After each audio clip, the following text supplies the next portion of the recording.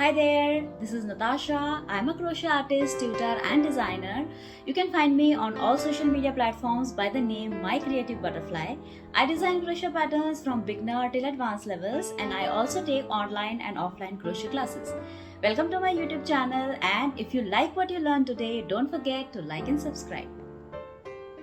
In today's tutorial, I'll show you how to assemble a crocheted flower.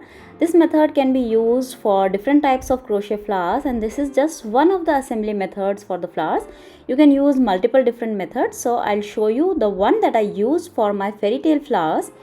Again, if you want to make these fairy tale flowers, you can find the complete class with the crocheting part on my Skillshare, and the link to my Skillshare account is there in the description. If you'll register through my link, you will get Skillshare free for a month. You don't need to make any payments for a month. You'll get access not only to my class but to thousands of other classes that are available there on Skillshare.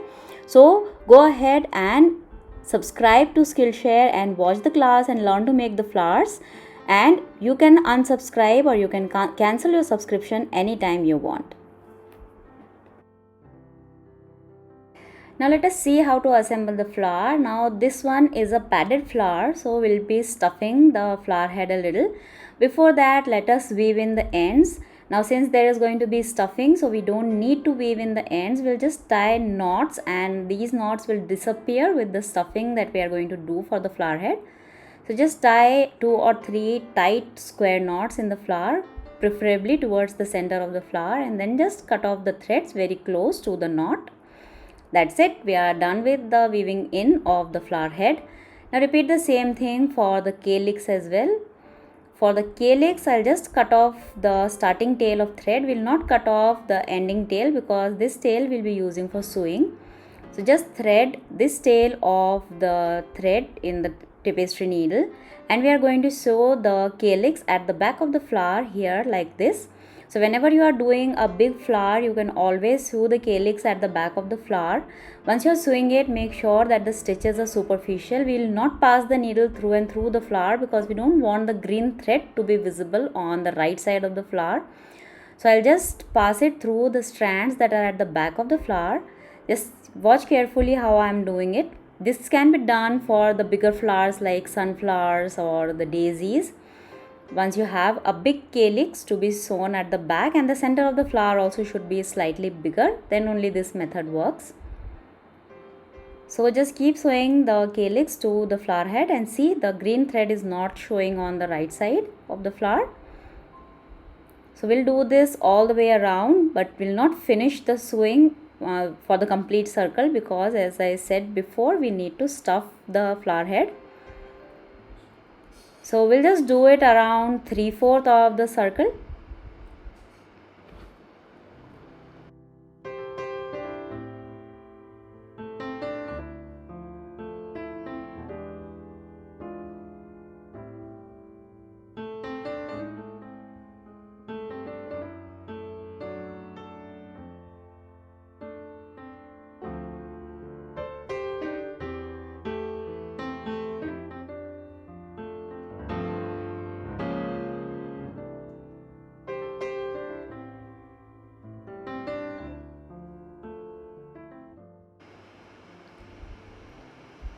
So now we just have a very small opening, so we'll stuff it.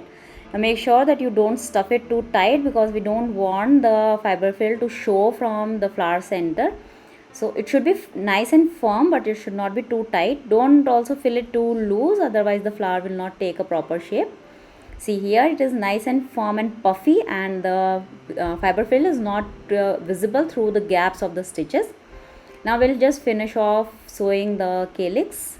We'll finish off sewing the rest of the part.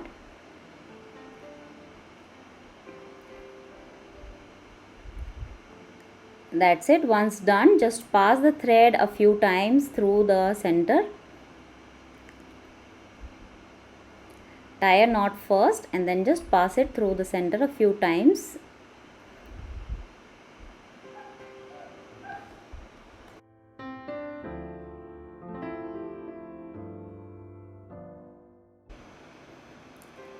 That's it. Once you are done with that, just cut off the thread very close to the work.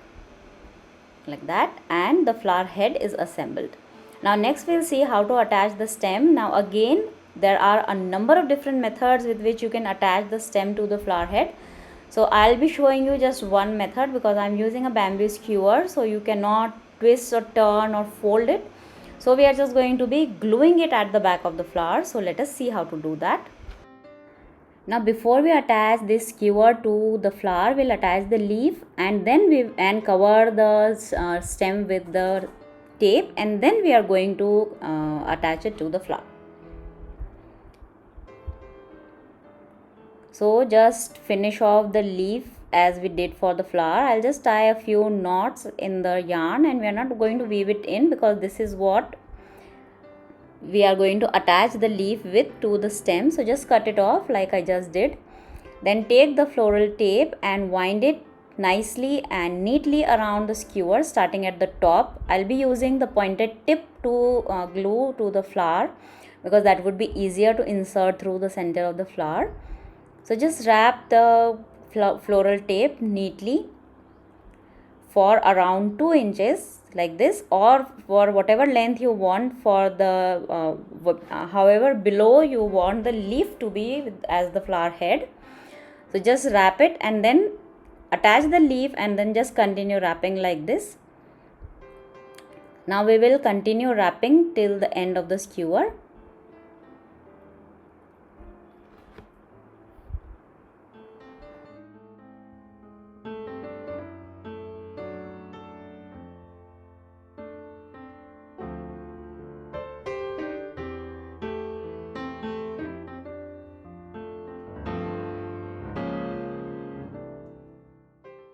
This is it. Now once done, we are just going to apply some fabric glue to the tip of the bamboo skewer. Do it liberally, don't apply too little glue, otherwise the flower head will fall off. So I'm just applying a little first, then we'll insert it through the center and the glue will go in. Just take the skewer in and out a few times so that the glue goes inside like this. Now if you are happy with it, just let it dry completely, or if you want, remove the skewer again and apply a little more glue and then reinsert it at the back of the flower.